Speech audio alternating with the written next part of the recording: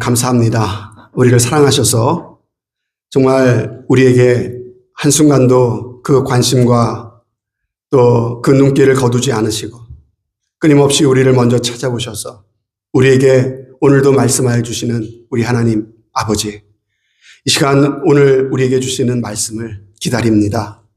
주님, 우리의 마음을 열고 우리의 영혼의 눈을 떠서 나를 향하신 주님의 음성을 하나님의 음성으로 받을 수 있도록, 믿음으로 들을 수 있도록, 믿음으로 반응할 수 있도록 주님께서 은혜를 베풀어 주옵소서. 성령님의 도우심을 의지합니다.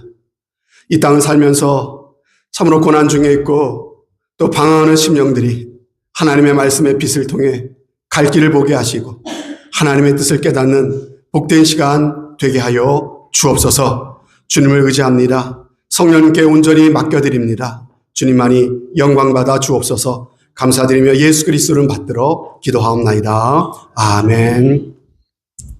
자, 오늘 말씀은 우연히 섭리가 되는 인생이라는 제목으로 말씀 증거하도록 하겠습니다.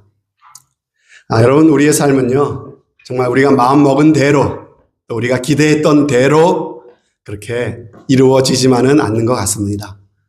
전혀 예상치 못했던 일들이 예상치 못했던 순간에 불쑥불쑥 우리 인생 가운데 터집니다. 그래서 우리의 인생은요, 마치 롤러코스터를 타는 것처럼 어떤 때는 막 이렇게 올라갈 때도 있지만은 또 어떤 때는 한없이 바닥으로 추락할 때도 있습니다.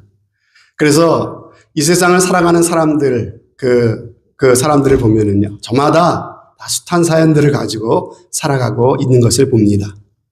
아마도 이 자리에 계신 분들도 마찬가지겠죠. 여러분이 살아오신 그 삶의 사연을 여러분들이 한 분 한 분 풀어놓는다고 한다면요, 아마 이 밤이 가도 밤을 새워도 시간이 모자라지 않을까 생각합니다. 그런데 여러분 중에서 나만 꼭 이런 사정이 있는 것 같은 분 계시죠? 내가 지금 제일 힘든 삶을 살고 있는 것 같은 분 계실 겁니다. 그래서 참으로 힘들었는데 어려웠는데 다른 사람들의 이야기도 들어보니까는 꼭 그렇지도 않구나라는 사실을 깨달을 때가 있다는 것이죠. 그러므로 여러분, 우리 믿는 사람들이 관심을 가져야 될 것은 뭡니까? 내가 지금 얼마나 어려운 일을 겪고 있는가? 내가 겪고 있는 이 문제와 이 상황이 남들과 비교해서 더 힘든가 아니면 덜 힘든가? 여러분, 이게 중요한 게 아니에요. 그보다 훨씬 더 중요한 것, 내가 만난 문제의 크기보다 더 중요한 것, 그게 뭡니까? 과연 하나님이 내 인생을 붙잡고 계신가? 과연 내가 믿음 안에서 하나님의 돌보심을 내가 받고 있는가? 하나님께서 나를 사랑하시고 지금도 나를 붙잡고 계시다고 하는 마음의 확신을 갖고 나는 살아가고 있는가? 아니면 혹시 내 스스로가 하나님의 은혜 밖으로 겉돌고 있지는 않는가라고 하는 것이 사실은 훨씬 더 중요한 질문이라고 하는 것이죠. 여러분, 우리의 삶이 아무리 고달프고 힘들어도 내가 하나님을 신뢰하는 믿음 가운데 있고요, 하나님의 사랑과 돌보심 가운데 있다면요, 우리는 결코 망하지 않습니다. 아무리 어려운 일을 당해도요, 우리의 인생은요, 결코 잘못되지 않습니다. 잠언 24장에 분명히 말씀하세요. 대저 의인은 7번 넘어져도 다시 일어난다고 했어요. 완전히 엎드러져 망해버리는 법이 없어요. 하나님이 사랑하시는, 하나님께서 예수 그리스도의 피로 씻어 의롭다라고 하나님께서 그렇게 인정해 주시는 사람의 삶은요, 넘어질지라도 실족할지라도 다시 하나님께서 일으켜 세운다고 하는 말씀인 것입니다. 그리고 시편 37절에 보면요, 그는 넘어지지만 아주 엎드러지지 않는데요. 왜요? 여호와께서 그의 손으로 붙잡고 계시기 때문이라고 말씀하고 있습니다. 여러분, 우리가 예수 그리스도를 통해서 우리에게 성경을 통해 그렇게도 우리에게 알려주시는 그 하나님의 그 지극한 사랑을 우리가 정말 내 마음에 받아들인다면, 그 사랑을 정말 우리가 의심하지 않고 믿을 수만 있다면 우리의 삶을 하나님께서 반드시 붙잡아 주십니다. 하나님이 반드시 우리의 삶을 책임져 주십니다. 우리의 삶은요, 어떤 일을 만나도 결코 망하는 법이 없다고 하는 것입니다. 반드시 회복됩니다. 반드시 복된 결말이 준비되어 있습니다. 우리에게는요, 최후의 승리가 약속되어 있다는 사실을 믿으시기를 바랍니다. 우리가 룻기를 읽었는데 이 룻기 말씀이 바로 그런 이야기를 하고 있어요. 여러분, 룻기는요, 사사 시대를 배경으로 한 가정의 이야기입니다. 여러분, 룻기의 배경이 되는 사사 시대는 어떤 시대입니까?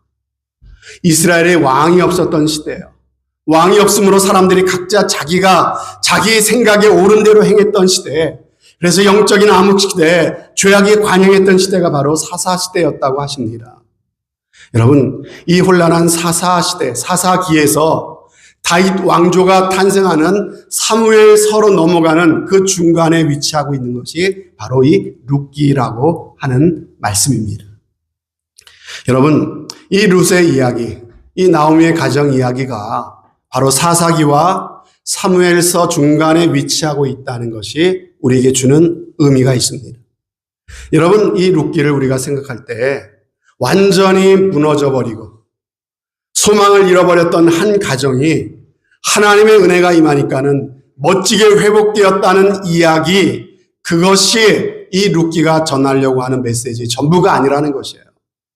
룻기는 가장 어두운 시절, 이 사사 시대에 나오미라고 하는 한 가정에 하나님께서 어떠한 일을 하고 계신다라고 하나님의 역사를 보여주고 있어요. 그 가정에 임한 하나님의 역사. 여러분, 그 역사가 보여주는 것이 무엇입니까? 하나님이 택하시고 부르신 이스라엘 민족이 이 사사 시대를 맞이해서 참으로 최악의 어떤 폐역과 실패의 역사를 겪고 있지만은 하나님은 결코 그 백성을 포기하지 않으신다는 거예요.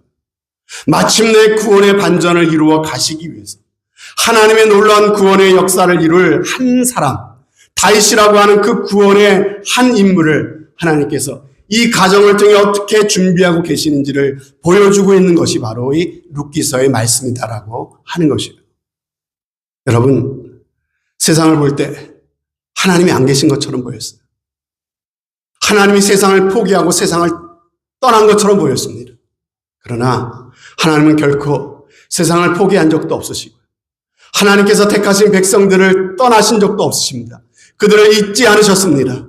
그들을 위하여 구원의 역사를 이루어 가시는데 아무에게도 보여지지 않지만 바로 이 룻의 가정을 통해서 이 다윗이라고 하는 한 인물을 준비하고 계시는 그 이야기를 우리는 이 룻기서를 통해 보게 된다는 것이죠. 이 룻기의 앞부분의 이야기를 보면요, 참으로 안타깝고요, 어둡습니다. 아무리 눈을 씻고 봐도요, 희망이라고는 도무지 찾아볼 수 있는 절망적인 그런 상황입니다. 여러분들 중에서도 이런 분들 계시죠. 아무리 눈을 씻고 찾아봐도 희망이라고는 찾아볼 수 없는 그런 상태에 있으신 분들. 여러분, 어떤 상황입니까? 나오미는요, 고향 예루살렘이 흉년이 들으니까 살기가 힘들어졌죠. 그래서 남편과 함께 어떤 결정을 합니까? 모압으로 이민을 갑니다. 하지만 그 모압 땅에서 더 큰 흉년을 맞게 되었다는 거죠. 안타까운 것은 이것이 시작에 불과했다는 것이에요. 나오미의 남편 엘리멜렉이 그 이방 땅에서 죽고 말았습니다. 졸지에 과부가 되었어요. 여러분, 왜 죽었는지는 언급하지 않지만요, 하나님의 백성이 단순히 먹고 사는 문제 때문에 이방의 땅으로 넘어온 것부터가 무언가 잘못되었다는 것을 말씀하고 있습니다. 여러분, 남성 중심의 사회였던 이 고대 시대에 과부가 된다고 하는 것은요, 가장 불안한 인생이 되는 것입니다. 가장 비참한 바닥 인생이 되는 것을 의미하는 것입니다. 그런데 이것이 끝이 아니었어요. 그 가정의 유일한 희망이었던 두 아들이 하나하나 연달아 죽어갔습니다. 그래서 그 집안의 남자는 다 없어졌어요. 3명의 여인만이 과부가 되어서 그 가정에 남게 되었다고 하는 것이죠. 여러분, 이보다 더 불행한 일이 없죠. 도무지 솟아날 구멍을 찾을 수가 없는 상황입니다. 여러분, 시어머니 나오면 이때 어떻게 합니까? 참 좋은 마음을 가진 시어머니였어요. 며느리들을 보니까 불쌍해요. 이 절망적인 가정에 묶여있을 필요가 없을 것 같아. 아직 젊은데. 그래서 그들을 등 떨미며 말합니다. 너희 고향으로, 너희 그 민족으로 돌아가라고 권유합니다. 그러자 큰 며느리 오르바는요, 냉철하게 판단하죠. 그래, 이때 떠나지 않으면 평생 발목 잡히겠구나. 그래서 미련 없이 떠납니다. 그런데 둘째 며느리 룻은 어떻게 합니까? 전혀 다른 반응을 보이죠. 내 살 길 찾아가라고 하는 시어머니에게 기가 막힌 말을 건넵니다. 무슨 말을 건네죠? 룻이 가로되 나로 어머니를 떠나며 어머니를 따르지 말고 돌아가라 강권하지 마옵소서라고 하면서 어머니가 가시는 곳에 나도 갈 것이며 어머니가 주무시는 곳에 나도 자겠나이다. 어머니의 백성이 나의 백성이 되고 어머니 하나님이 나의 하나님이 될 것입니다. 이러면서 내가 죽는 일 외에 어머니를 떠나면 여호와께서 내게 벌을 내리시기를 바랍니다. 그런 이야기를 하죠.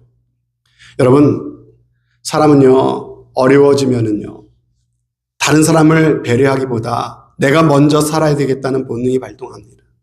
편하고 좋을 때는 그 사람의 진문명을 알 수 없어요. 그 사람의 진정한 실력은요, 그 사람의 진정한 인격은요, 어려운 상황에 놓여 있을 때 어떻게 행동하는가를 보면 알아요. 그런 의미에서 첫째 며느리는 너무나도 상식적이고 당연한 선택을 한 것처럼 보입니다. 그러나 룻의 선택은요, 의외였죠. 사실 시어머니 나옴에게 남은 게 뭐가 있습니까? 더 이상 바랄 것도 없고 기대할 것도 남아있지 않죠. 하지만 이 룻의 고백을 보면은 어떤 경우에도 시어머니와 함께 하겠다는 이 선택이 순간의 동정에서 나온 것이 아니라는 것을 우리가 볼 수가 있다는 것이죠. 여러분, 우리의 인생은 선택에 따라 달라진다고 하는 것을 이 룻은 보여주고 있어요. 오늘 나의 이 모습은 과거 내가 내렸던 수많은 선택의 결과물입니다. 어느 날 갑자기 이 모습이 된 게 아니죠. 어느 날 갑자기 이 상황이 된 게 아니에요. 과거의 선택의 결과물들이 바로 지금 내가 겪고 있는 상황이고 나의 모습이라는 것이에요. 그래서 지난번에 뭐라고 말씀드렸습니까? 우리의 믿음이라는 것이 단순히 믿습니다라고 외치는 것이 아니라 진짜 믿음이 무엇이다? 선택이다. 이 사람이 무엇을 어떻게 선택하는지를 보면 그 사람의 믿음이 그대로 드러난다는 말씀을 드렸습니다. 그래서 내 안에 참된 믿음이 들어오게 되면 내 삶의 선택의 기준이 달라지는 것이죠. 그래서 내 삶의 운명이 바뀌게 된다라고 하는 것이죠. 여러분, 특별히 인생의 위기를 만났을 때, 그리고 최악의 순간이라고 생각되는 그때 내가 어떤 선택을 하느냐가 참으로 중요합니다. 사람은요, 힘들고 어려우면은 당장 이 어려움을 빠져나갈 궁리를 하게 됩니다. 거기만 몰두를 해요. 그래서 쉬운 결정을 내리기가 쉬운 그러한 위기를 맞게 된다는 것이죠. 감정적인 선택을 하기가 쉽다는 거죠. 여러분, 잘못된 선택이죠. 이때가 인생의 갈림길이 되는 것이에요. 이때 우리가 어떤 선택을 하느냐가 우리의 인생의 미래와 운명이 달라진다라고 하는 것입니다.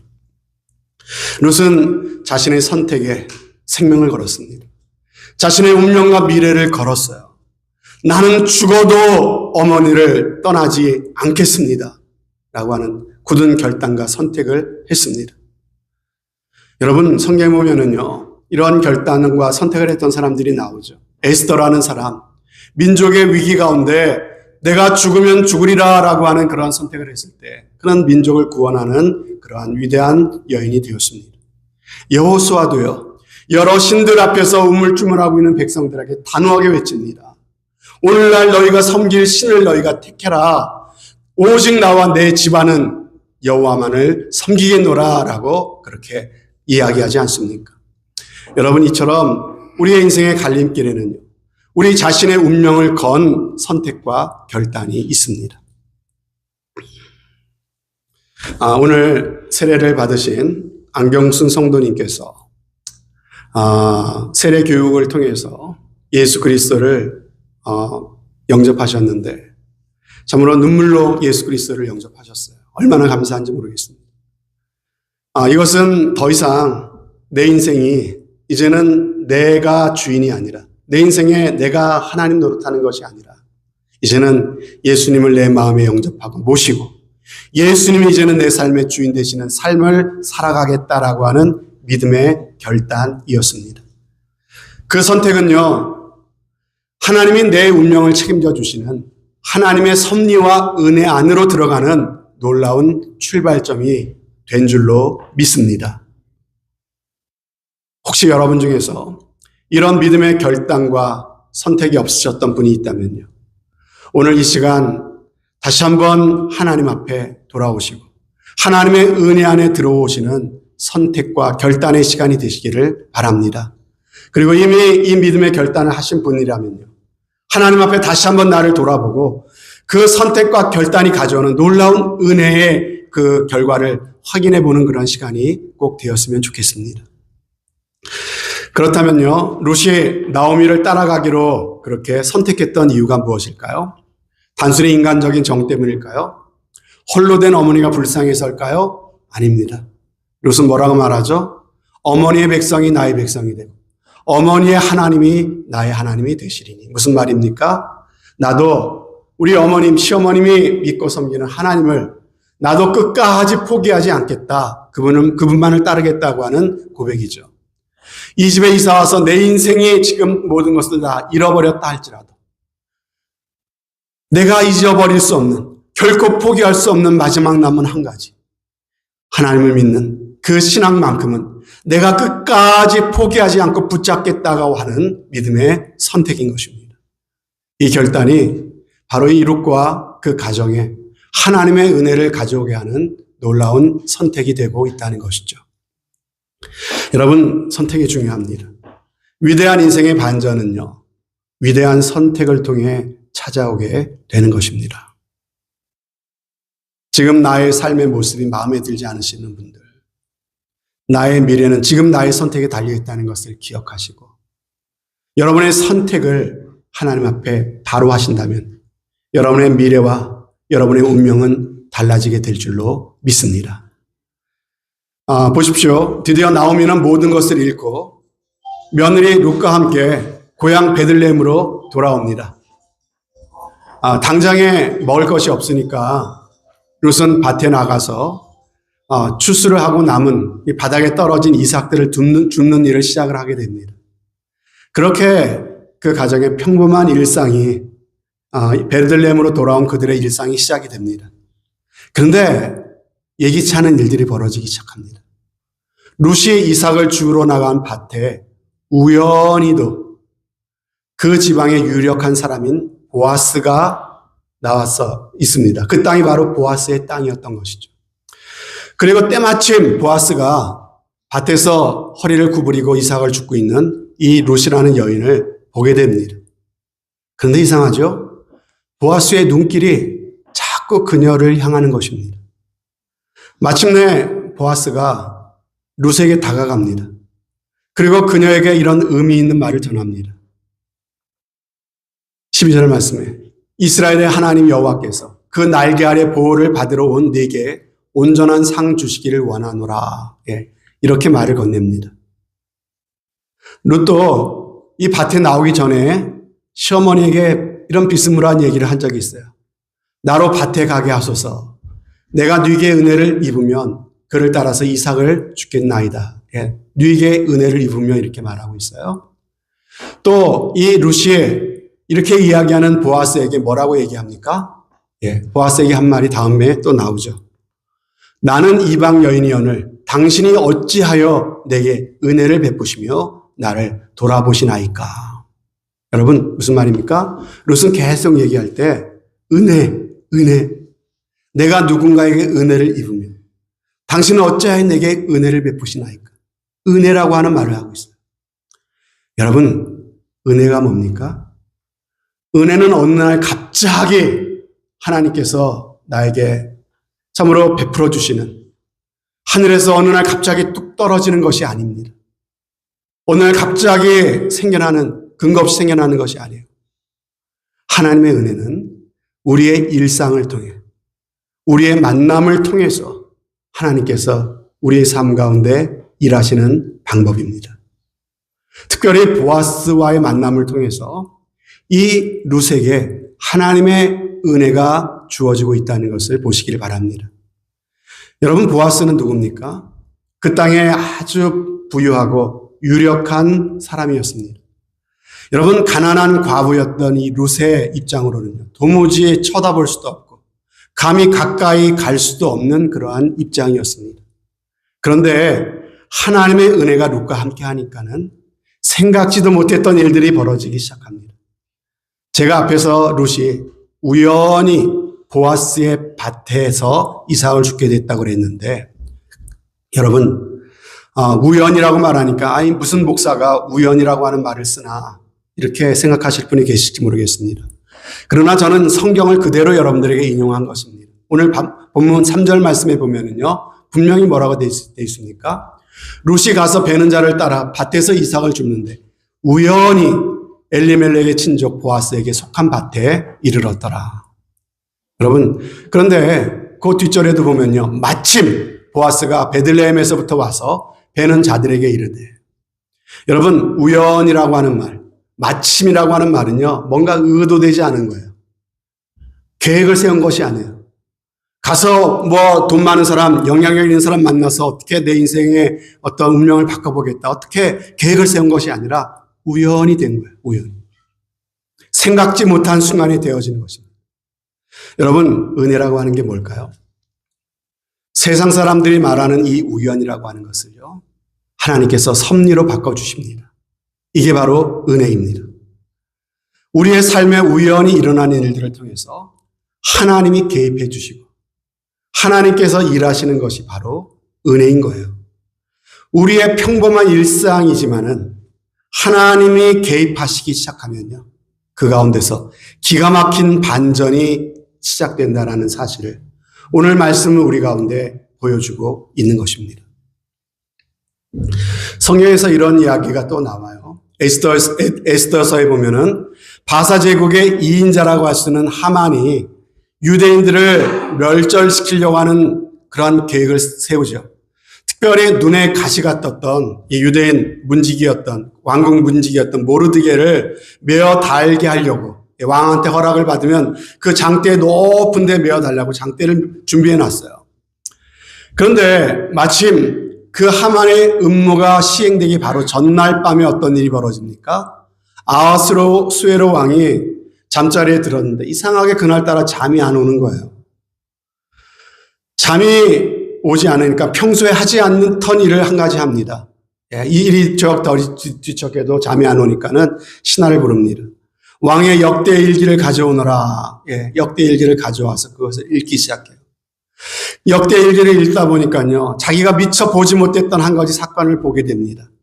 과거에 모르드게라고 하는 왕궁 문지기가 반역자들의 모의를 알아채고 그것을 이렇게 알려주는 바람에 자신의 생명을 구했던 그 사건의 기록을 읽게 됩니다. 여기서부터 에스더서의 대반전이 시작되는 것을 우리는 볼 수가 있다는 거예요. 여러분, 왜 그날따라 왕이 잠이 오지 않을 걸까요? 왜 그날따라 평소에는 거들떠 보지도 않던 왕의 역대일기를 하필은 왜 그 밤중에 가져오게 해서 읽게 된 것일까요? 여러분, 우연이라고 말하기에는 너무나도 기가 막힌 타이밍이죠. 누가 이런 것을 우연이나 재수라고 말할 수 있겠습니까? 여러분, 우연히를 우리 믿는 사람은요, 섭리라고 말합니다. 섭리. 그것은 하나님의 은혜 안에서 일어나는 일이에요. 세상 사람들이 흔히 말하는 운빨이 좋다라고 하는 말과는 다른 것이에요. 별 기대 없이 시작했던, 아는 사람이 소개해서 별 기대 없이 시작했던 어떤 식당이나 사업이 대박이 났던 이야기도 우리는 듣죠. 또 재미삼아 투자했던 그 코인이 뭐 수천 배, 수만 배 올랐다고 하는, 그래서 돈벼락을 맞았다고 하는 그런 이야기도 우리는 듣습니다. 그런데 이런 이야기에는요, 은혜라고 하는 말을 쓸 수는 없는 것이죠. 여러분, 하나님과 연관된 일이 아니기 때문에 그래요. 그런 일이 후에 축복이 될지 아니면 저주가 될지 아무도 보장해 줄 수 없습니다. 그래서 대박이 났지만 그것이 후에 쪽박이 된 일은 얼마든지 찾아볼 수가 있어요. 단순히 행운에 우리의 인생을 맡기는 것은요, 너무나도 위험한 도박입니다. 그러나 여러분, 은혜는 다릅니다. 은혜 안에는 우연이 없습니다. 하나님의 은혜는요, 우리의 삶을 향하신 하나님의 철저한 의도와 정확하고 완벽하신 하나님의 개입 가운데 이루어지고 있는 것입니다. 여러분, 많은 경우 하나님의 은혜는요, 사람을 통해서, 만남을 통해서 우리에게 주어집니다. 룻에게 여호와의 날개 아래 보호라고 하는 이 은혜, 그것은 바로 보아스를 통해서 주어지는 것이죠. 여러분, 이처럼 우리의 삶에 하나님께서 우리에게 은혜를 주시는 방법은요, 바로 이런 만남을 통해서, 사람을 통해서 우리에게 은혜를 주신다고 하는 것이에요. 이러한 간증을 우리 교회 안에서도 저는 많이 들어봤습니다. 예. 제가 기억이 나는 것 중에는 우리 장로님 4분 앉아 계시지만은, 예. 하나님 앞에 참으로 마음에 기도하고 하나님의 교회를 참으로 사랑하고 섬기고 싶은 마음이 있으니까요.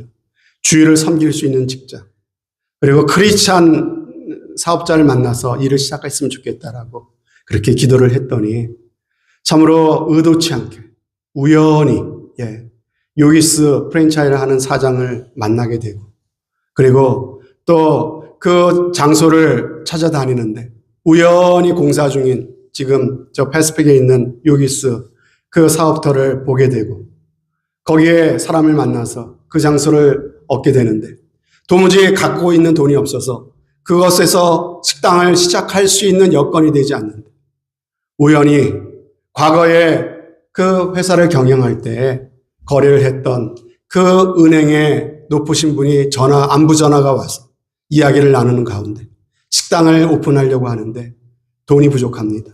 얼마가 부족합니까? 예, 얼마가 부족합니다. 그거 마음껏 갖다 쓰세요. 이렇게 해가지고 정말 하나님께서 기적적으로 모든 것들을 참으로 인도해 주셨다고 하는 그런 간증을 들었습니다. 바로 이런 것 아니겠습니까? 하나님께서 인도하신, 우리의 삶 가운데 개입하셔서 풀어나가시는 그런 방법이라고 믿습니다. 여러분, 이 룻을 보십시오. 그는 밭에서 이삭을 줍던 비천한 여종의 신분이에요. 하루 종일 먼지를 뒤집어 썼겠죠. 땡볕 아래서 허리가 휘도록 이삭을 줍고 있던 이 여인의 모습에서 무슨 매력이 있겠습니까? 그런데 이상하죠. 보아스가 그 여인을 볼 때 그 여인의 모습이 보아스의 눈에 들어온 거예요. 왠지 그의 가슴이 막 이렇게 뛰기 시작하는 거예요. 얼굴에서 그 들판에 있느라고 검게 그을린 얼굴이라도 그게 눈에 들어오지 않았어요. 전혀 외모를 가꾸지 못했어도, 꾸미지 못했어도 괜찮았습니다. 여러분, 하나님의 은혜만 임하면요, 하나님이 역사하세요. 하나님이 역사하세요. 그리고 그렇게 돼서 어떻게 됩니까? 결국 이 롯은요, 그 땅의 유력한 부호였다. 감히 쳐다도 보지 못해 이 보아스와 결혼을 하게 됩니다. 그리고 성경은 그 둘 사이에 태어난 아들의 이름을 기록하고 있어요. 그 이름을 룻기 4장 17절에 볼 수가 있는데요. 그 이웃 여인들이 그에게 이름을 주되 나오미가 아들을 낳았다요. 실제로 나오미가 아니라 나오미의 며느리였던 룻이 낳은 아들이죠. 그 이름을 오벳이라 하였는데 그는 다윗의 아비인 이새의 아비였더라. 여러분, 대충 그림이 그려지세요?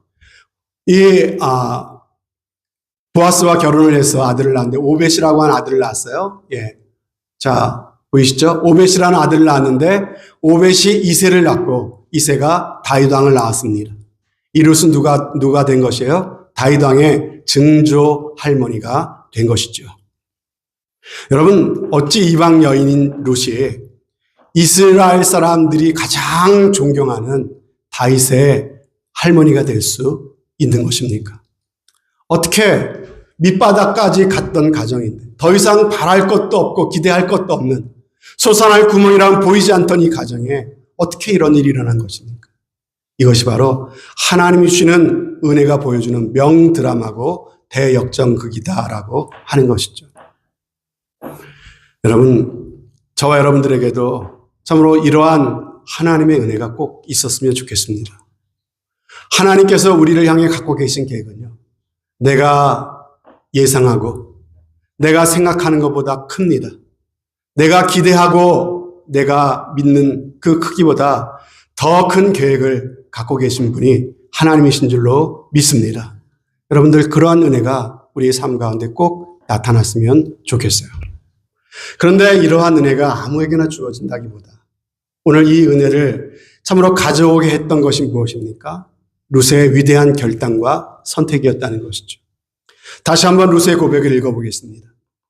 뭐라고 말합니까? 나로 어머니를 떠나며 어머니를 따르지 말고 돌아가라 강권하지 마옵소서. 어머니께서 가시는 곳에 나도 가고 어머니께서 유숙하시는 곳에서 나도 유숙하겠나이다. 어머니의 백성이 나의 백성이 되고 어머니의 하나님이 나의 하나님이 되시리니 어머니께서 죽으시는 곳에서 나도 죽어 거기 장사될 것이라. 만일 내가 죽는 일 외에 어머니와 떠나면 여호와께서 내게 벌을 내리시고 더 내리시기를 원하나이다. 여러분, 현실이 힘들어요. 너무 힘들어요. 이 현실을 도망치고 싶어요. 그러나 자신의 육신대로 하지 않았습니다. 그는 아무리 힘들어도 아무리 어려도 모든 것을 다 잃어버린다 할지라도 끝까지 붙잡아야 될 것이 무엇인지 그녀는 분명히 알았습니다. 그리고 그녀는 이 자신의 선택에 자신의 미래와 생명을 걸었습니다. 이 결단에 따른 어떤 어려움이 있을지라도 어떤 손해가 있을지라도 심지어 죽음에 이를지라도 그녀는 두려워하거나 후회하지 않았습니다. 그런데 여러분 아세요? 이 루스의 고백을 우리가 가만히 보면은 이것이 마치 우리가 예수님을 나의 주님으로 믿고 영접하고 또 우리가 결단할 때 했던 고백과 같은 고백이라고 하는 것이죠. 여러분, 과연 그런가? 제가 이 말씀에서 어머니 대신에 예수님을 한번 넣어서 다시 한번 읽어 드리겠습니다. 자, 내게 예수님을 떠나며 예수님을 따르지 말고 돌아가라 강권하지 마옵소서. 예수님께서 가시는 곳에 나도 가고 예수님께서 머무시는 곳에 나도 머물겠나이다.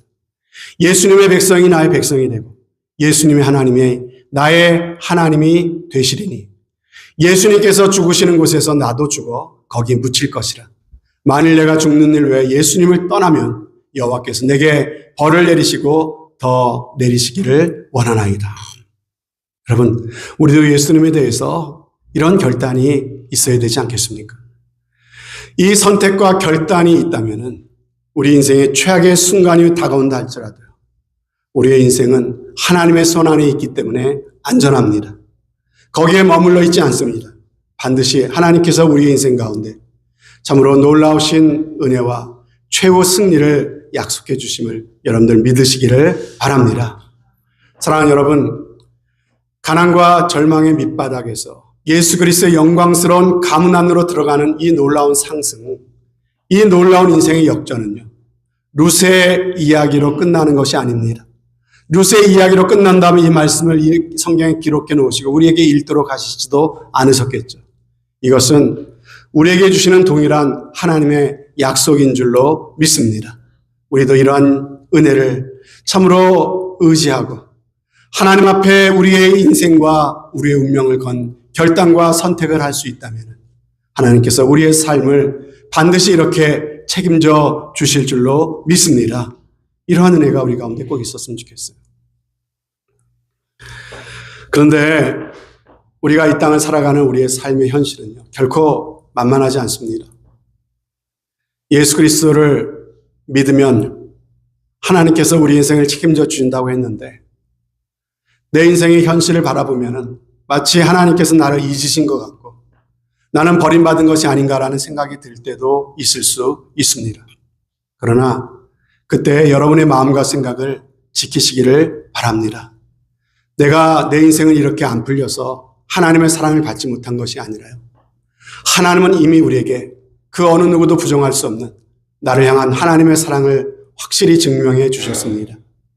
그것이 무엇입니까? 바로 예수님의 십자가 아닙니까? 우리가 하나님과 원수되었을 때 하나님께서 우리를 위하여 그의 아들 예수 그리스도를 십자가에 내어 주심으로써 우리를 향하신 하나님의 사랑을 확실히 증명해 보여 주셨습니다.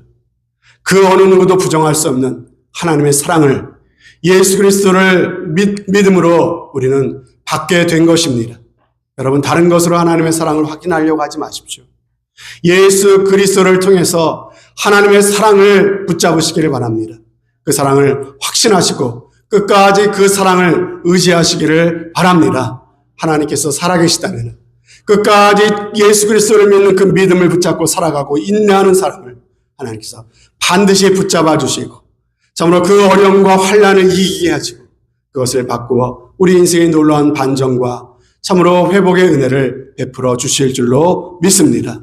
아무리 어려운 순간이 와도 너무 빨리 끝이라고 말하지 마십시오. 우리 인생의 결론은 우리의 몫이 아니에요. 역사의 시작과 끝은 알파와 오메가 되시는 바로 예수 그리스도십니다. 오직 하나님만이 우리 인생의 모든 시작과 끝을 결정하십니다. 하나님의 은혜만 있다면 우리 인생은 언제든지 역전될 수 있습니다. 왜 이렇게 오래 가는 것일까요? 왜 이렇게 안 되는 걸까요? 지금 하나님께서 우리를 보고 계십니다. 하나님께서 그것을 통과하기 원하세요. 하나님께서 주신 어떤 테스트, 거기에 우리가 하나님 보시기에 합격, 그것을 통과하면 하나님께서 새로운 길을 열어주시는 거예요. 그것을 내가 통과하고 있지 못한 것은 아닌지 우리 자신을 돌아보시기를 바랍니다. 믿음의 방법으로 하십시다. 믿음의 결단, 믿음의 선택으로 하십시다. 끝까지 하나님께서 책임져 주실 걸 믿고 믿음의 길로 나아가십시다. 그럼 하나님께서 우리의 삶을 반드시 보장해 주십니다. 오늘 이 루세 가정에 임한 놀라운 역전의 스토리가 바로 나의 스토리, 우리의 가정의 스토리가 될 수 있습니다. 하나님께서 여러분을 사랑하십니다. 우리를 사랑하십니다. 우리를 향하신 그분의 계획을 이루어가고 계십니다. 하나님이 잠잠히 계신 것 같아도 아니 계신 것 같아도 한순간도 우리를 떠나지 않으신다고 약속하신 그 주님이 지금 여러분과 함께 계십니다. 힘을 내라고 말씀하시고 다시 한번 일어나라고 말씀하십니다. 다시 한번 주님 믿음의 눈으로 바라보고 주님 손 붙잡고 다시 한번 일어서 걸으라고 주님께서 말씀하고 계십니다. 다시 한번 그 주님을 바라보면서 믿음으로 일어서시는, 그래서 마침내 우리를 향하신 하나님의 복되신 계획을 성취하며 살아가시는 복된 은혜가 있으시기를 주님의 이름으로 축원드립니다. 아멘. 하나님 아버지 감사합니다. 오늘 이 루세 가정을 통해서